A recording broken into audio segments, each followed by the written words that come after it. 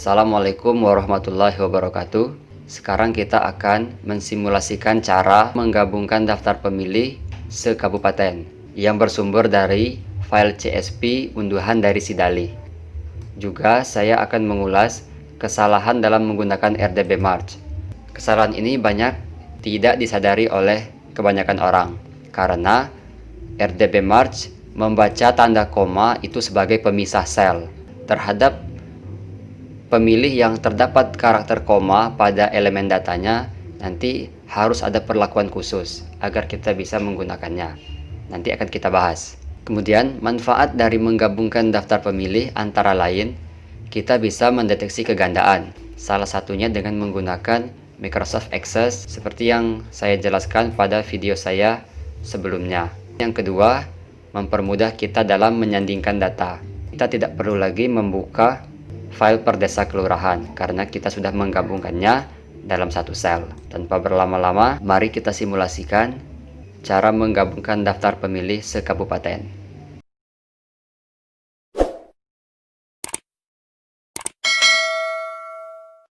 Filenya saya simpan di lokasi E, YouTube. Nama foldernya CSV Gabungan Kabupaten. Nah, di dalamnya di sini saya sudah letakkan 3 kecamatan ya. Kecamatan pertama isinya adalah CSV tiap desa. Kedua, CSV per desa di Kecamatan Kaur Tengah. Begitupun yang Kecamatan Kaur Utara. Ini CSV per desa di Kecamatan Kaur Utara. Ini nanti akan sangat membantu kita dalam membuat kolom kecamatan dan desa. Oke, kita kembali ke Excel. Mari kita simulasikan. Pertama kita pilih data, kemudian pilih RDB Merge. Nah, langkah pertama pastikan ini kita centang ya. Lalu pilih folder CSV gabungan kita. Saya menyimpannya di E, YouTube. Nah, ini folder yang isinya CSV gabungan se-kabupaten. Pilih OK. Kemudian untuk yang kedua, kita pilih jenis file yang kita masukkan, yaitu CSV ya. Dan kita centang yang tengah, agar semua folder yang ada di dalam folder itu terbaca. Ketiga, kita conteng yang paling atas. Dan yang ketiga, kita pilih yang first cell. Ketika sudah diberi perlakuan seperti ini, kita tinggal menekan merge. Nah, maka proses konversi penggabungannya akan diproses dan sudah selesai. Nah, ini adalah gabungan CSV se-kabupaten, maka kita tinggal mengkopinya ke text to column. Namun sebelum kita mengkonversinya dengan menggunakan text to column, saya ingin menunjukkan pengaruh dari jika pemilih ada karakter komanya ya. Mari kita lihat.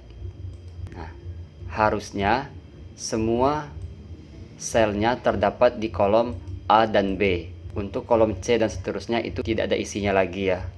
Namun ini ada isinya. Kita lihat apa penyebabnya. Tekan kontrol panah bawah. Nah ini. Pada Hengki Firdawan ini dipastikan pada Sidali itu ada karakter komanya. Jadi namanya adalah Hengki Firdawan, SPD, maka karakter setelah koma akan dipisahkannya ke sel berikutnya. Nah, ini harus digabungkan terlebih dahulu. Caranya, kalau saya seperti ini. Saya blok agar dia kecil semua.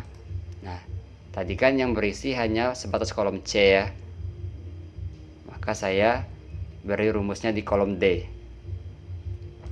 Yaitu, saya akan menggabungkan kolom B dan C menjadi satu kolom, yaitu sama dengan tekan kolom B, kemudian dan kolom C.